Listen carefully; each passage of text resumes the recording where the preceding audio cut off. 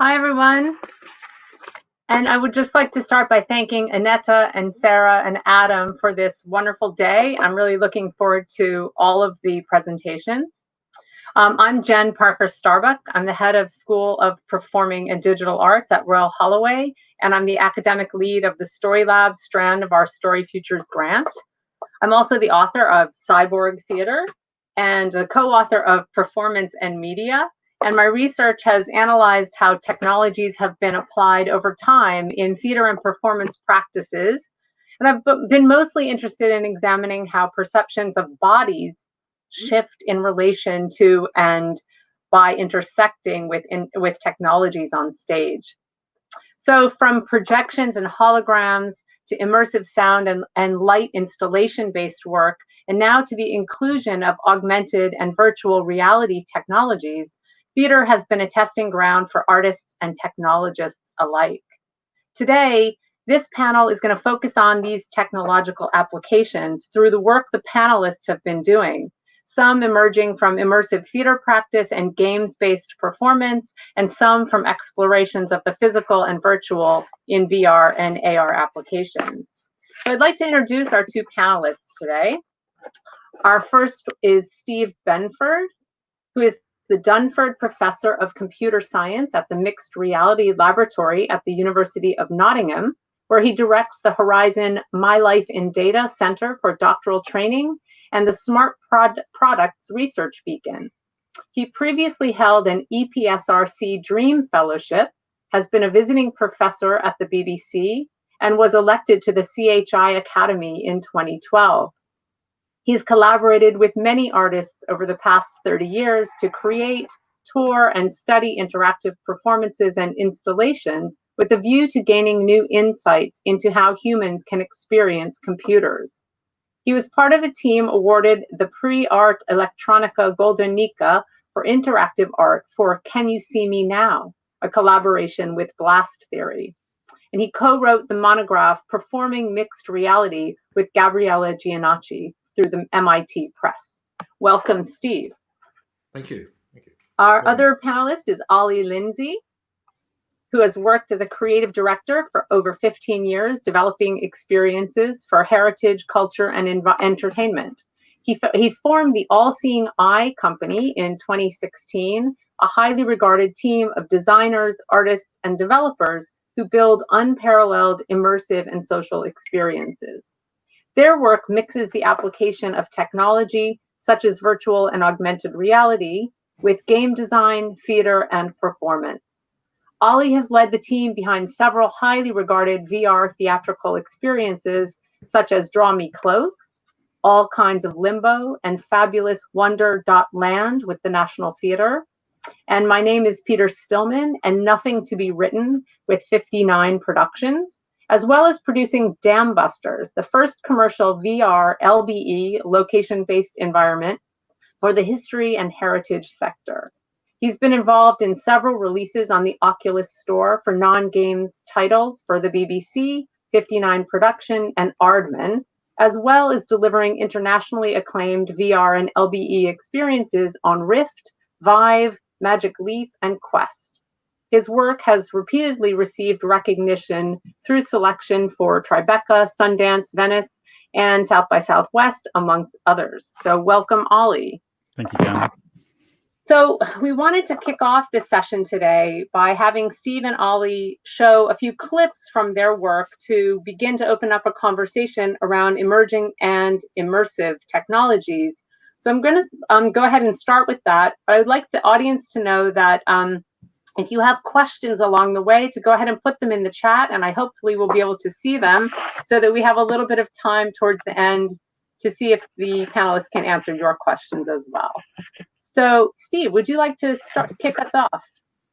Yeah, certainly. So I thought it might be interesting to look at a couple of recent bits of work we've been doing, which have been, I suppose, teasing around with the relationship between the real and the virtual, and in particular coming at it in a new way, really, and beginning to think that it's actually all of these technologies are about creating different sensory misalignments.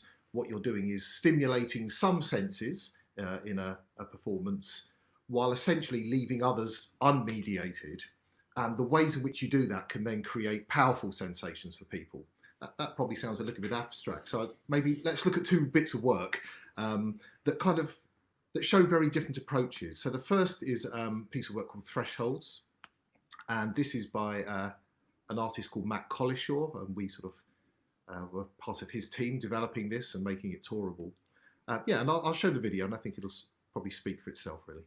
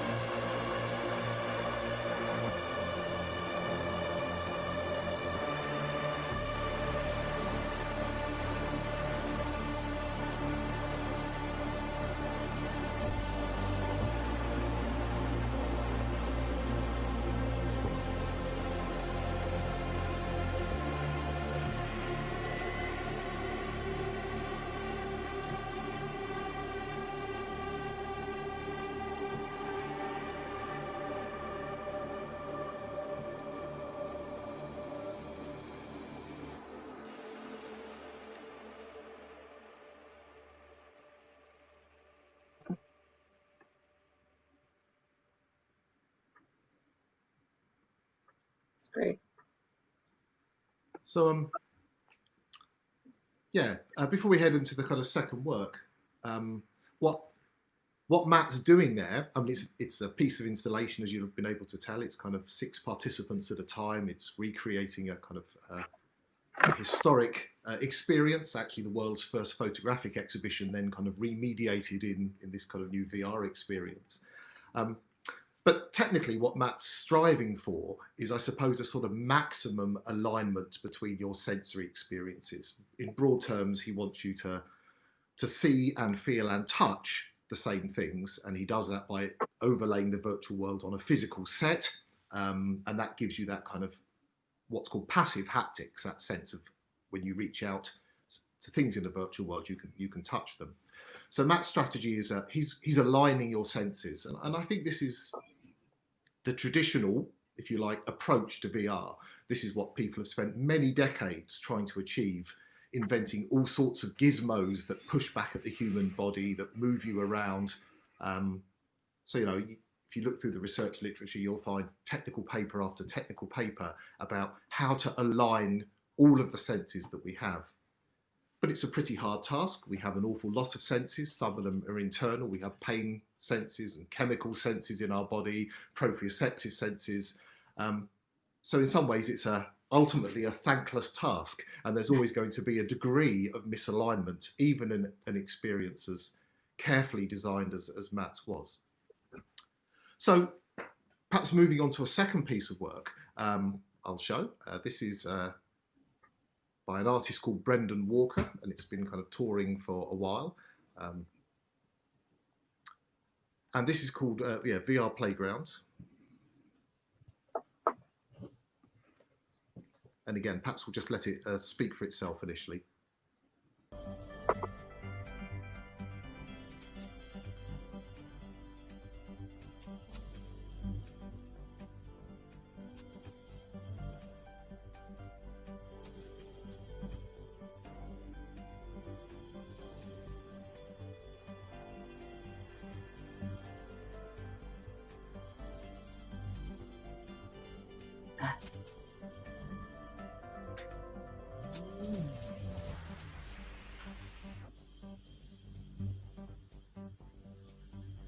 Swing when it goes black and stuff. Woo! Ow! Oh wow.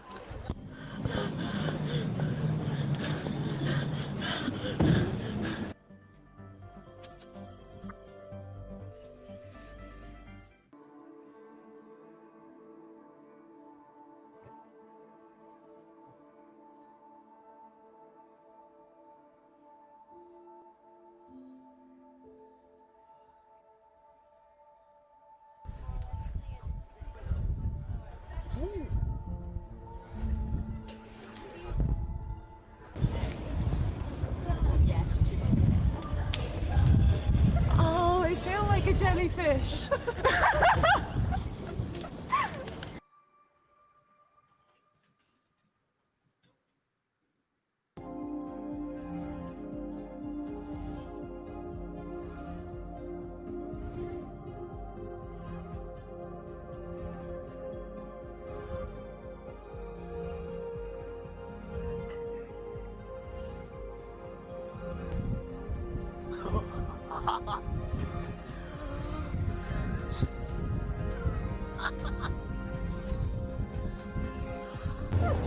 Yeah, just pop it down.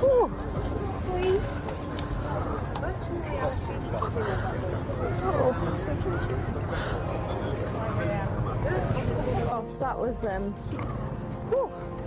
even more bonkers.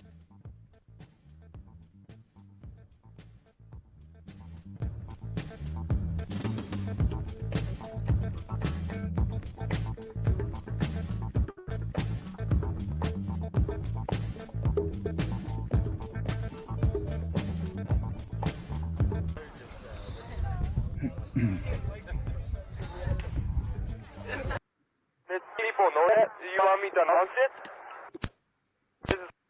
Oops, sorry about that. Yeah, thank you. So, so what's Brendan doing there? Well, in some ways, he's doing the same kind of thing that Matt was. He's overlaying virtual reality on physical experience. His focus is perhaps less on the kind of tactile and haptic physical sensations as on the kinesthetic, the sense of movement through space that he delivers through the swing.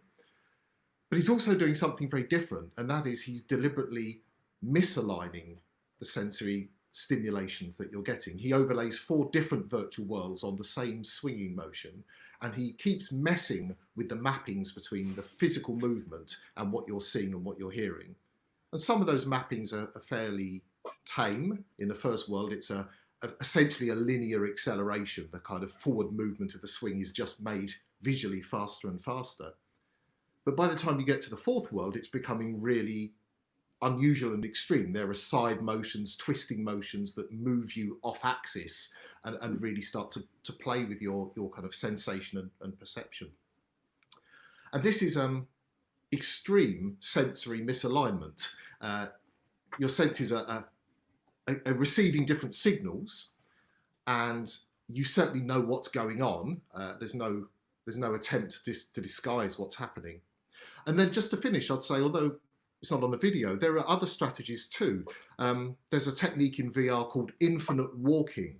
And essentially, for many people, if you put them in a headset, tell them to walk in a virtual world, an infinite line straight forward, but you adjust the frames of the video to keep just knocking them 1 or 2 degrees around every now and then. If you typically do it whenever their eyes are saccading, moving, that means they don't even see it happening at all. They will walk in a circle and they won't know it. So you'll get people to physically behave walking in a circle while believing they're walking in a straight line. And that's kind of in between Matt's and Brendan's approach. It's a deliberate sensory misalignment, but it's imperceptible if it works well to the user. So I guess it's a point to wrap up there, but these kind of experiences have led us to think that the old model of VR and AR about I go there or it comes to me, essentially that's what it's been for the last 20 years. Perhaps there's another way of thinking about it, and that's really to think about sensory stimulation and sensory misalignment. Great. Thank you so much. Those are some provocative thoughts. I think we'll come back to those once we've seen some of Ollie's work as well. Ollie, are you ready to show us some of your clips? Yeah. So I think when we sort of first started talking about this, and especially talking about Steve's work, the piece that felt that we sort of keep coming back to is the project that we worked on with the National Theatre, which is Draw Me Close. I don't have sound on my video, so I'll talk over the top of it. But so Draw Me Close was a project that sort of started life in 2016 as part of a lab that was a collaboration between the National Theatre and the National Film Board in Canada. So it took basically sort of 2 directors from the UK, 2 directors from the Canada, put them into an intensive workshop to produce 4 new pieces of immersive work. And Draw Me Close was a piece that was conceived by Jordan Tannehill. And where we kind of come into these projects is very much as kind of like enablers. So sort of helping people realize their ideas and working with technology. And obviously, even back in 2016, everything was relatively new and evolving. And so as we were kind of developing this piece, even throughout the kind of process of the 8 to 12 weeks of the workshop, new technology was coming out all the time. But one of the sort of considerable limitations of it was both in sort of the notions of how do you, sorry, switch back to my webcam. How do you kind of enable, a live performer to be in a space with a person in virtual reality, but then also how do you sort of work within the constraints of that kind of the fact that technology can't track enormous spaces yet. We don't have complete freedom to roam wherever we want to. And so one of the key things we needed to work out with Draw Me Close was how to enable people, so I'm just going to rerun the video, how to enable to move around within this 6x4 meter space, but feel like they were progressing both through various stages of someone's life, but also moving through the physical sort of aspects of being able to tell stories in different rooms within the house. Now, the piece itself is the memoir of Jordan and recounting like his early years life living with his mum as a single mum, and sort of we reconstructed this world using using software such as like Tilt Brush to enable us to 3D draw out the spaces and very quickly iteratively work on how those spaces should come to life. And then those spaces were then physically mapped to match up with physical props within the environment.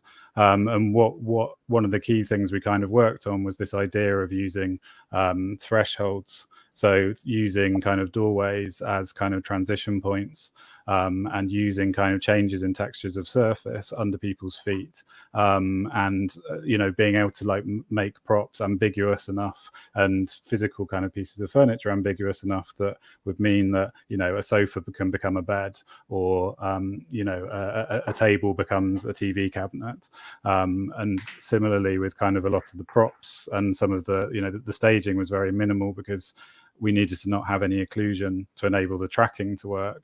But that meant that you could have this really abstract space that was very simplistic and could have like duality in its kind of purpose.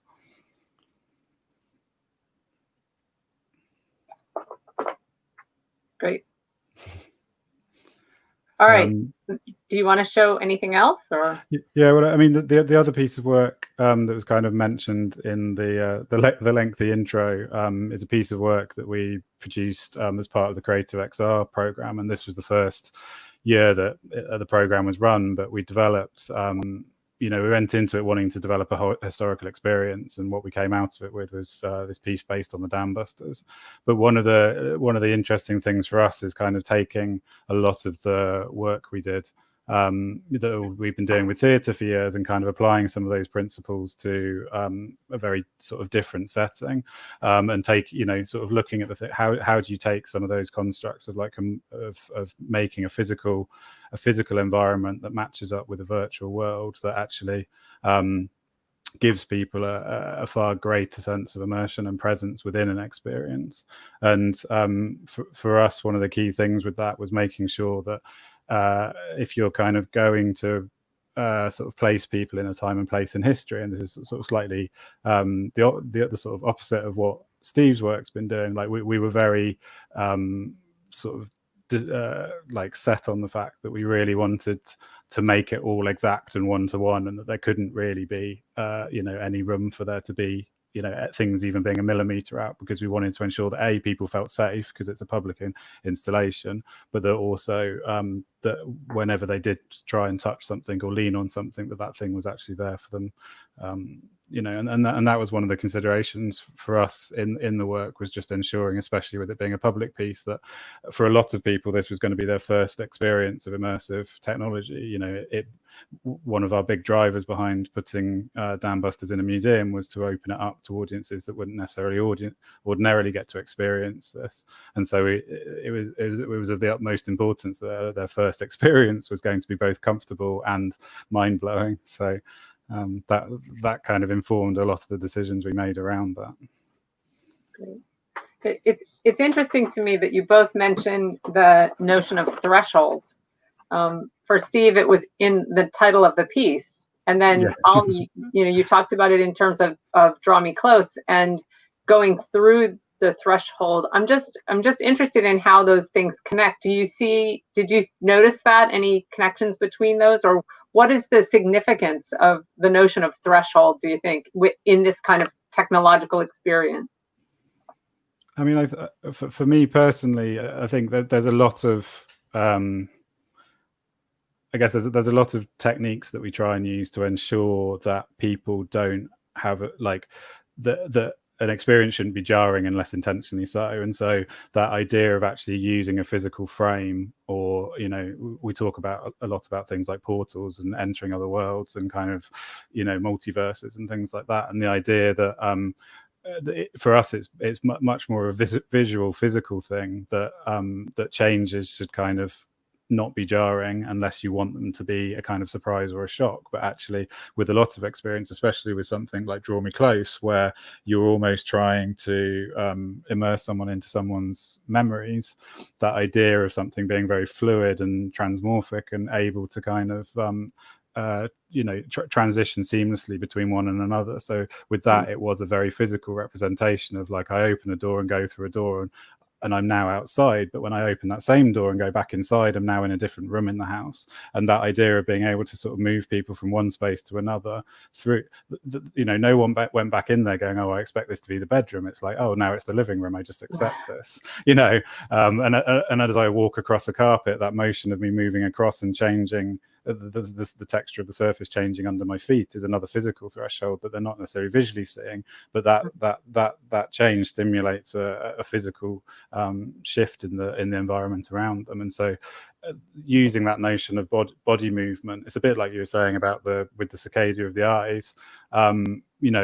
If that sort of shift and that transition is connected into a physical movement or something, people are more comfortable with that happening around them, and it creates a more connection between their actual physical presence in this world and it changing around them.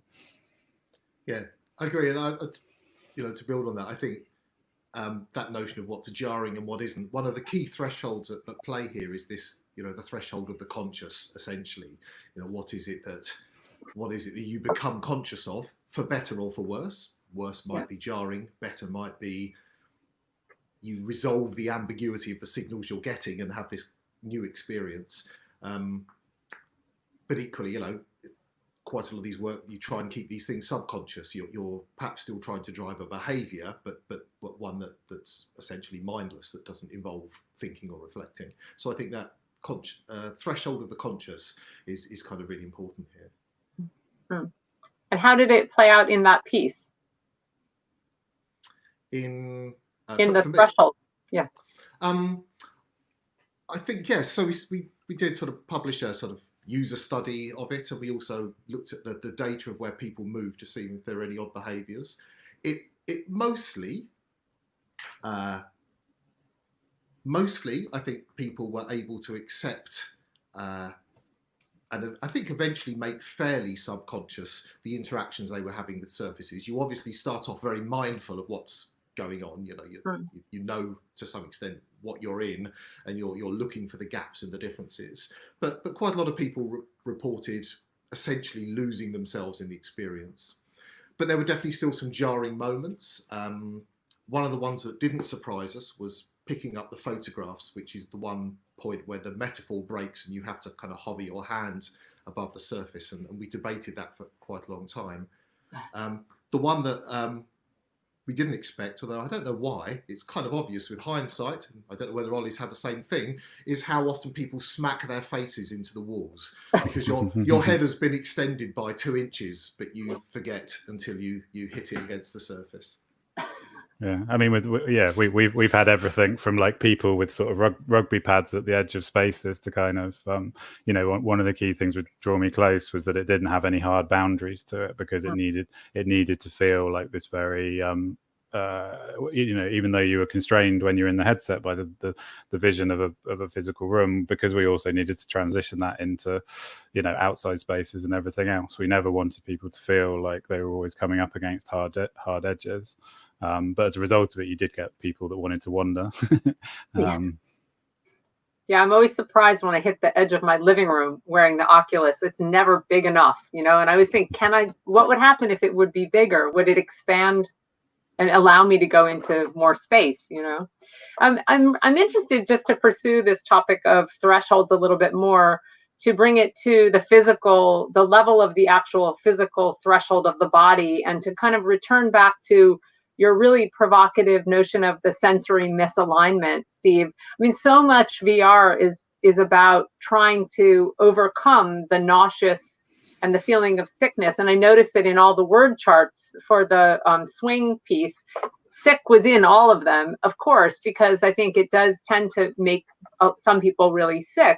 But I'm also really intrigued by the notion that we can start to use the misalignments in new ways, and to produce different kinds of material. So I just wondered if you could both speak to just a little bit more about how this sensory misalignment might be being explored differently now in terms of the kind of technological progression. Yeah. I could start. So, I mean, on the first point about sickness, certainly on hearing the very idea of Brendan's swings and on first seeing them, most people say, that's crazy, you're going to make everyone sick. But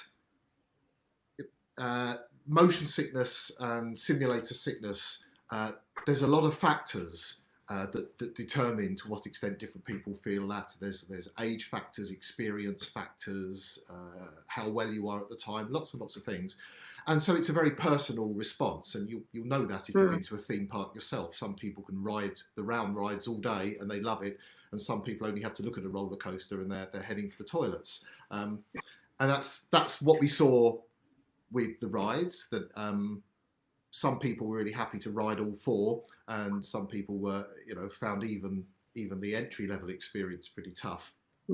So that's the world you're designing for, and it's useful to make differentiated experiences, which is what Brendan did. At least he offered a range of buy-in points. And then the kind of second part, I suppose, what are the frontiers? I think some of the other senses that we might stimulate and that also involve a lot of ambiguity are really interesting. So, I mean, smell and taste are obvious. Eating food in VR, drinking in VR, and the kind of theatrical experiences you might have around that, I think would be a really obvious place to go hunting. I actually did a food VR experience in New York through the James Beard Foundation, which was very strange. The object would appear, and you'd have to grab the like a dish kind of thing and figure out where your mouth was, and tip your whole head back. It was a really interesting experiment, I think, with taste as well. So yeah. Ollie, how about you? How does the sensory misalignment work for you? I mean, for us, it obviously we used it for we used it for very practical reasons rather than kind of well, I mean, it was a combination of artistic and practical in terms of how do you kind of collapse this small space down into this massive space into a tiny space. I mean, with some of our other works, things like Dam Busters, in terms of experiments that we've done, we've played around with like, how do you visually induce senses of both sort of speed of travel, but then also the sensation of obviously an aeroplane listing or tipping, also bringing in elements such as haptics. So building haptic speakers into the sets and the environment that people are touching, but also wearing haptic vests so that they really get the sense of the kind of environmental elements around them. With Dam Busters, we explored kind of visually, just start slowly tilting and counter tilting the sort of audience's actual field, what they were seeing, in order to induce that sense of tipping and listing without needing to actually have a giant physical set that's kind of doing that. And it's really interesting how you can really play and tweak with people's kind of perceptions of things, just with very, very subtle changes. It does, something too extreme and people, immediately it's very, very jarring for people. But little subtleties can actually have a huge impact on how people feel and perceive the experience. And with that, a lot of people have actually said, is the set, is it actually tilting and shifting, or is that just me? It's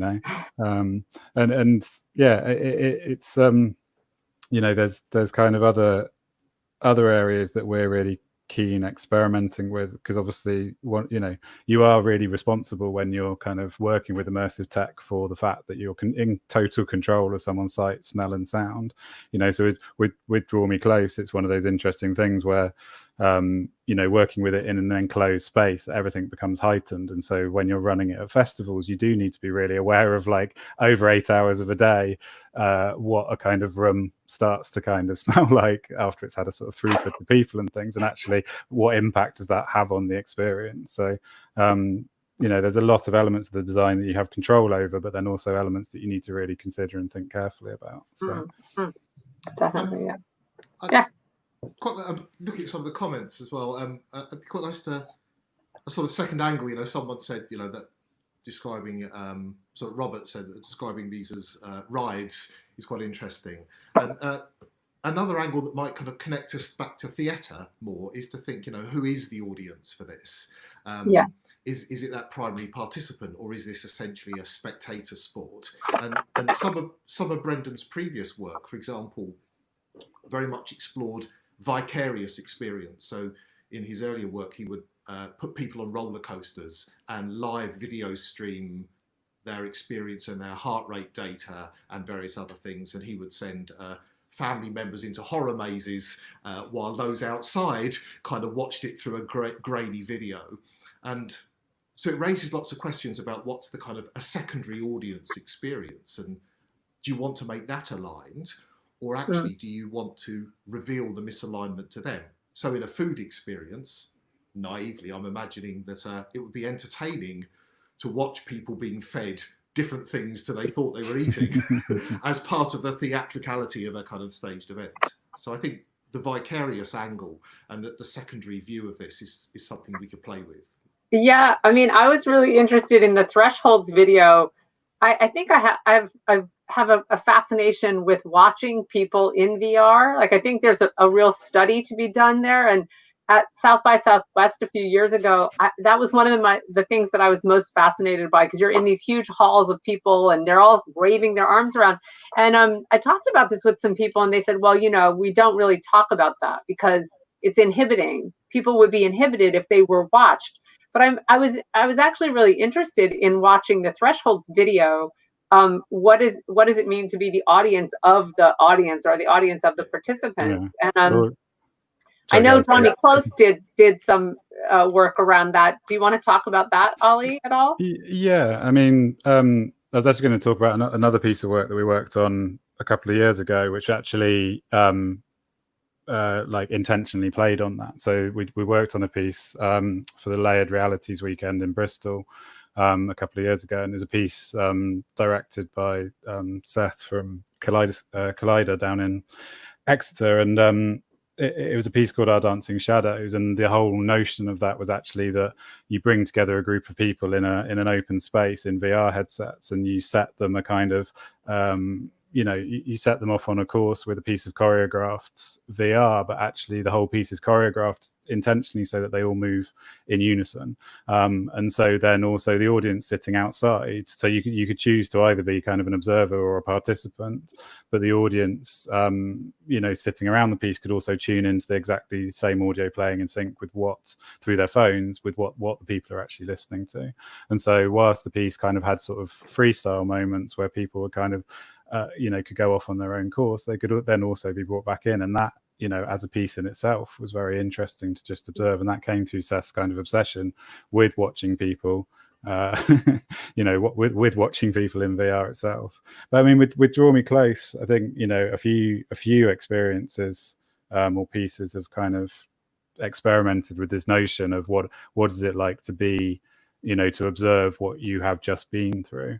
And I think, you know, for some people, it's always that thing of like, do you want to reveal the magic behind the piece? And with Draw Me Close for a long time, we really, you know, we sort of really didn't, like, even through kind of testing and everything else. Once people had been through the headset, they were sort of led away, and then that they were kind of derobed in terms of all of their kit and stuff, and that was it. You know, it was you were left with the memory of what you'd experienced, but never actually got to see behind the curtain. You know, and the number of people that desperately did want to see, you know, or even just to meet the mother, you know, the person that they've just spent sort of 10 minutes of their time with, that notion of just being sort of taken away without ever actually getting to sort of see that person, was that in itself was quite disorienting. Like, sort of, you know, people sort of found that quite a struggle. They really did want that decompression time where they got the chance to actually sort of fight, you know, understand what they'd just been through. I think Ollie raises a really important point for the experience design there, you know, about that, is there a reveal or not? So again, Matt in Thresholds does a couple of things. In the spectator queue, when you're waiting to go in, there is actually a window punched in the set that you look in at. And in the virtual world, there's a portrait at that point with a little animated spider that causes you to stop and look out of that window. And it works remarkably well. And then he also took the decision that, in Thresholds, you put the headset on before you go in the world, but he chooses to actually take the headset off when you're in the room. So the stark white set is sort of revealed to you on the way out. But not saying that's the right way to do it, but these are all, I think, very important staging elements of the works. Well, and I think that's being considered more now, possibly.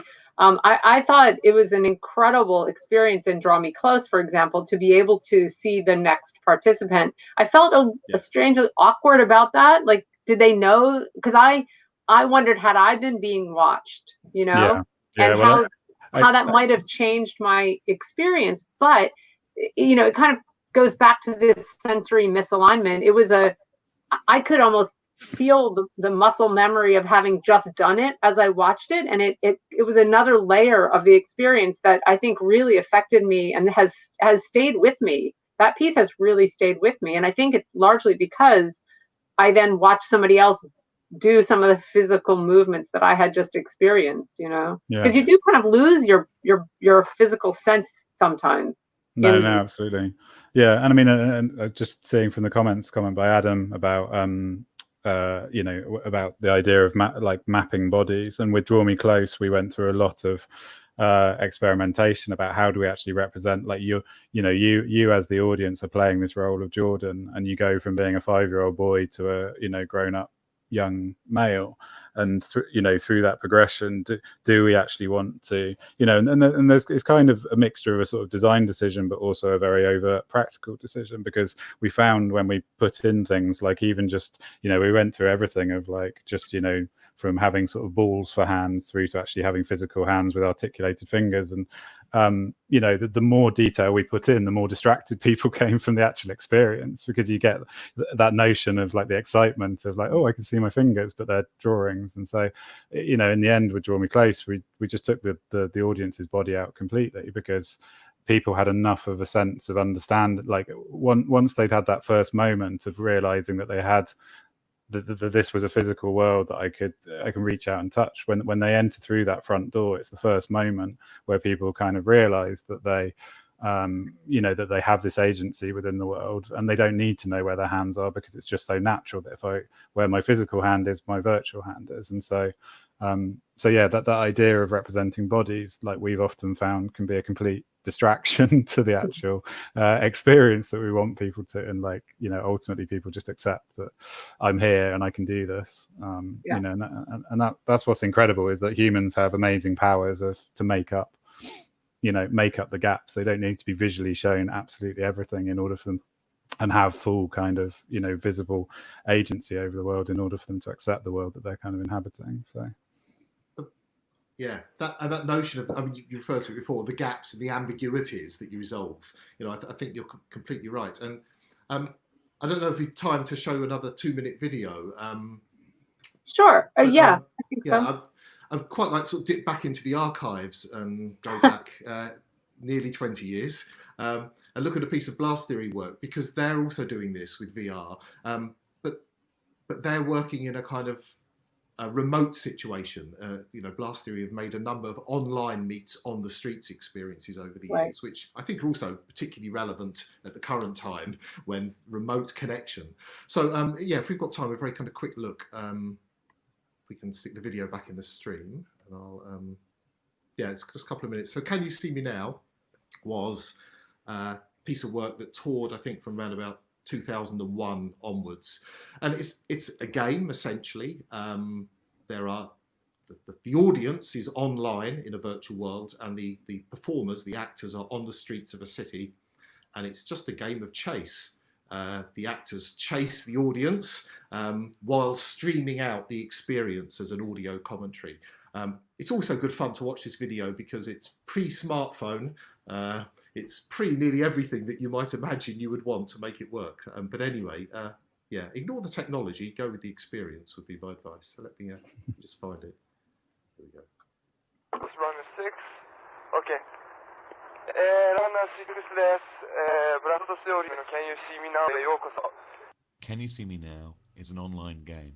Players log in and are dropped at a random location in a virtual city. Players move their avatar through the streets to avoid being caught by the runners, who are represented in the virtual world in red.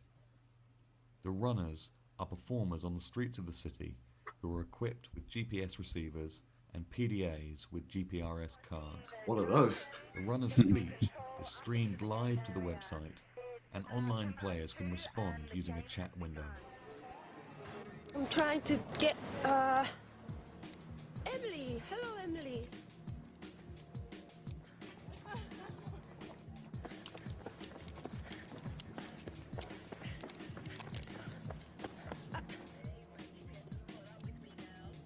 I have seen that panorama at 3 o'clock nearby park. Congratulations, good job, good catch. Catch you, they take your photograph. This is Runner 6. I have seen my Nana. It's great. So, this is interesting because it's not only about vicarious experience, but it's about control of another person. So, of course, when you start to tune into this, you realise that as an online player, your job is to make the performers run up hills, run through the traffic, and to really try and control them remotely and then tune into the audio stream. That's essentially the full thing here. So it's about filling in the gaps between where you are and where they are. It's interesting to see, I think, was that the Palm Pilot? I think it probably was. At that time, the platforms were shifting very quickly. So it seemed like. I mean, they've always been quite advanced with their technological thinking, I think.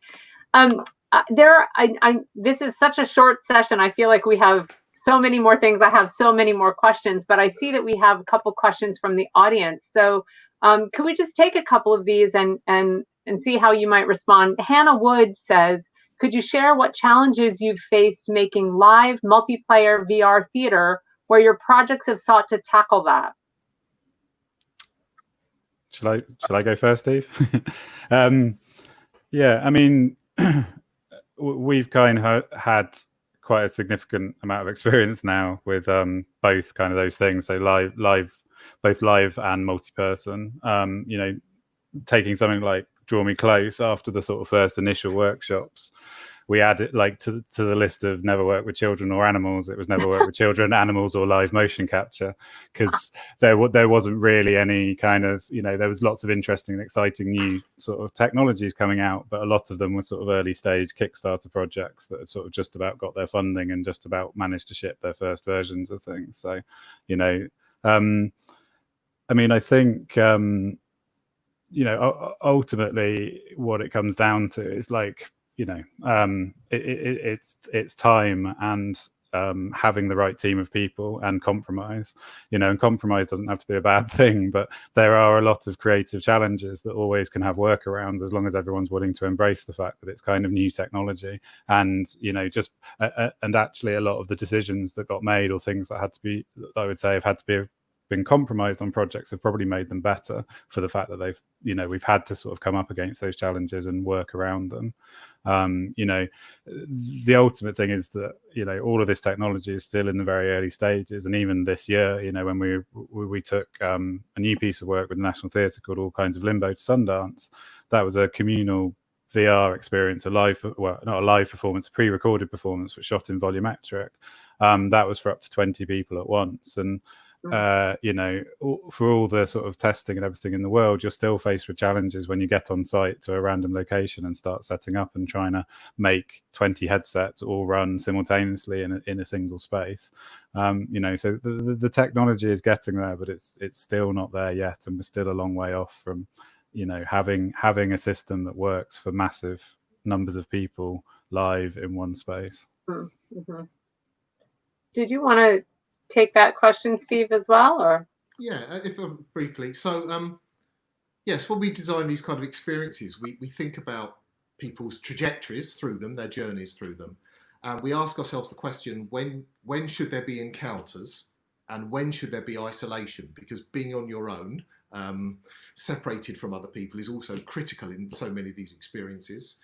And you need to answer those questions for the different kinds of, broadly, roles of participation involved. So, if there are both what let's call them performers or primary participants and spectators involved, you could ask yourself questions: should the performers encounter each other? And in Matt Collishaw's work, they primarily don't. It's multiplayer, but it's isolated. You're not in any way encouraged to talk to, and people don't, to reach out to other people. And that's different from a multiplayer game where you're collaborating as part of a team. And then should performers and spectators encounter one another? Who sees what? We talked about that earlier in the session. Should spectators and spectators encounter each other? And these are all design choices that you can vary throughout the performance to create different effects. So yeah, a rather long-winded answer, but it's about kind of balancing those moments of encounter and deliberate isolation between that whole kind of network of roles, if you like. Yeah, I mean, I think the design choices are crucial. This next question is about the tools. Any one tools or pieces of software would both of you suggest a new maker become familiar with?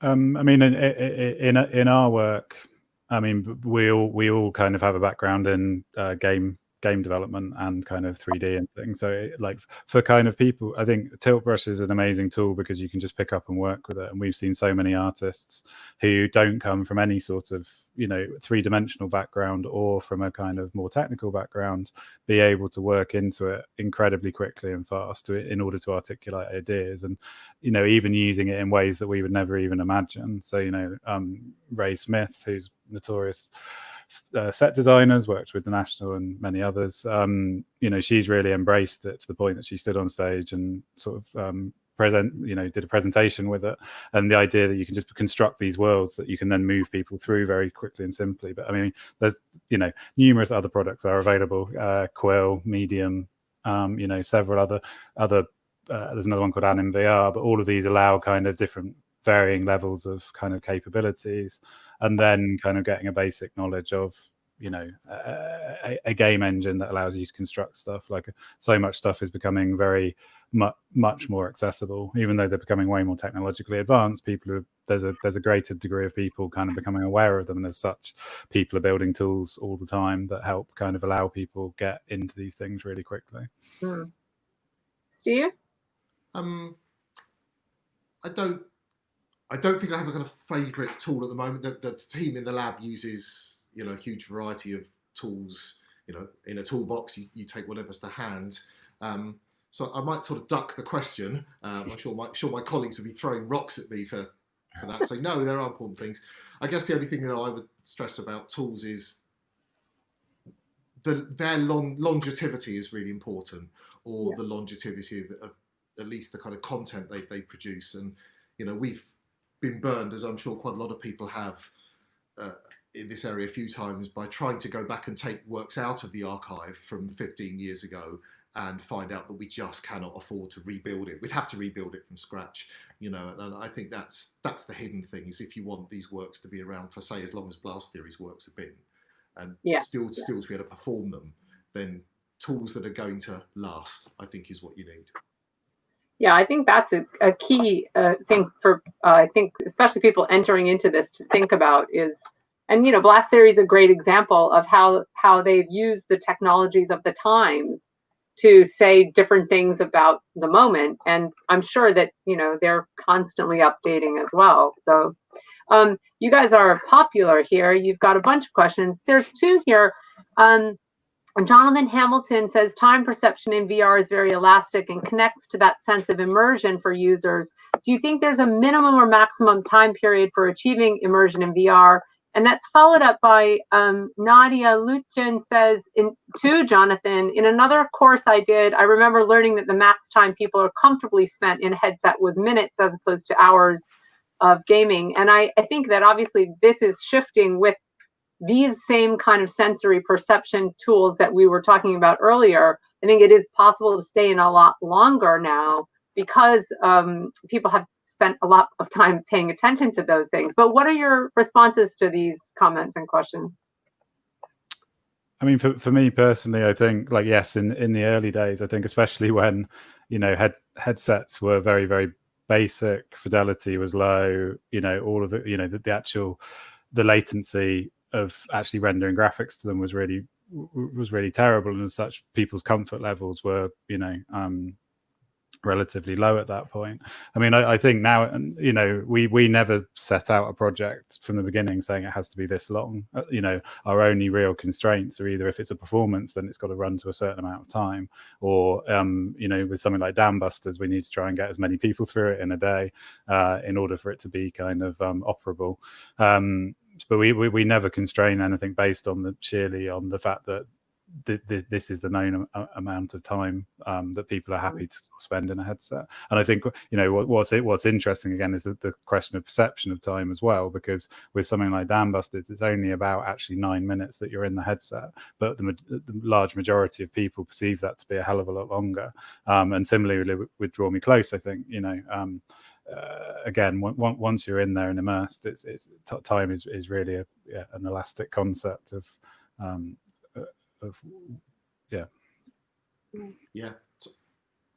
Time does seem elastic. Anecdotally, it seems that people can spend quite a few tens of minutes in VR. Early studies from the last wave of VR back in the 90s suggested only a few minutes, but headsets were different. The content in lab studies was possibly awful. I don't know. I wasn't there, but I can imagine. So, you know, I think you have to treat them with some caution. The real bottleneck on timing, though, is throughput. I think, you know, in all the experiences we've built, Thresholds is a 6-minute experience, and it's not 6 minutes because people couldn't tolerate more. It's 6 minutes because you've got to get a number of people through it in order to pay the way and make the work tolerable. So, you know, I think for most people designing here, that the problem you're not going to face, at least in the kind of installation theatre type work, maybe different in homework, is not how long can people stay in, but it's how quickly can I get them out but still give them a really compelling experience. Yeah, I think the economics around some of these technologies is also really important to consider, because obviously they're not accessible and they're not affordable for a lot of people. And I also want to just stress that here we're really talking about VR and the immersive headset. I think that this is something that AR or the Magic Leap, for example, are starting to offer different possibilities around these technologies, because when you can see through, then you're also, I think, you don't have the same kinds of issues around that intense immersive sense. So I think it's also partially to do with the technologies and how they're being shaped. I mean, sorry, go for it, Steve. I'm not fully convinced. I mean, I think that, yes, there is a difference. There are some lesser issues when you can see the real world, but propositions where people put stuff on their head is quite a serious proposition for the consumer. And, you know, we've been around the VR headset loop 3 or so times, and then each time it's gone to AR, and then each time people have done domes a few years later. And Powerwalls. All of these things are interesting. I'm not dissing them in that sense, but they are all serious technical propositions for most people. And, you know, the big question is, will this become a commodity device in everyone's home? I can't answer that. I'm not a business person, but it hasn't yet, and there's been a few years now in the current way for that to happen. So I wouldn't put Yes, I did see that there back are glass versions coming out, possibly, but that's also, we've seen that before with Google Glass, so who knows? Maybe. I'm afraid we are really close to the end of time. There are several questions left. I don't know if there are any that you want to take a look at. Can you see those in the comments? I was really interested in the one Karen Wise brings about thinking. I think watching others brings to light the ethics and care for participants in the experience and how important the pre and post performance experience is, and how we can learn from one-to-one performance. And that I had a lot of questions about care, and especially around Draw Me Close. I think that there were some great examples there of how we care for each other in these technologies. So I don't know if you wanted to speak to that, or also Kyle Davidson and Elliot Mills and Robert Walton also have some comments still. So yeah, I mean, I think what's interesting, like it's uncommon, or partly because it's obviously very resource heavy to run a performance with a live actor, but the fact that you have a physical person there who is able to kind of almost act as a both, to be both a safeguard and a participant within the performance is hugely beneficial. And if people are having a kind of mechanism set up, which we had with that, where you have a kind of ability to respond to someone's emotional response to something in a way that isn't jarring with the experience and can almost form part of it. A very tender, loving mother character can obviously hold the hand of, or put a hand on the shoulder of, if people are comfortable with. But we always asked also at the beginning, without giving too much away, we asked whether people were okay with physical touch. And that was always like it wasn't just an implied consent that you were coming to the performance and therefore you were fine with it. It was an overt thing that was asked of people as they were coming into the performance, and then that always was passed on as an instruction, so that if people did in any way feel that they wouldn't be comfortable with that, then they wouldn't experience that. But then I think also allowing for decompression at the end. So it's hugely important to not just have like the throughput of people just chugging away, and making sure that it's staged in a way that people can kind of move into these spaces. So whether they moved into the, like you experienced the kind of surrounding area, to allow them that time to kind of absorb what they'd seen, or then separate spaces beyond the space. When we first debuted it in Tribeca, we had to order more face guards because they were just becoming sodden with tears, and making sure when people come out of the experience that we're not just shoving them out the door and bringing in the next person, but you're actually acknowledging the power of the experience that you're kind of putting people through. So yeah, it is really important, and making sure you think about that. Final word, Steve? And also, please feel free to comment in the chat if you would like to answer these questions outside of this. Yeah, that was a super answer from Ollie. I don't have anything to add to that. I think it was nailed it. And just to say, no, I've really enjoyed the panel. I think it's looking at Ollie's works, I need to go and explore them even further, because I think there are so many kind of connections and common design issues. It's been great to talk to you, and yeah, thanks for sharing. Well, thanks, Steve, and thanks, Ollie. I really have appreciated your time, and what a fantastic conversation. So thank you so much. Thank you. Thanks, everyone. Thanks for the questions. Bye-bye.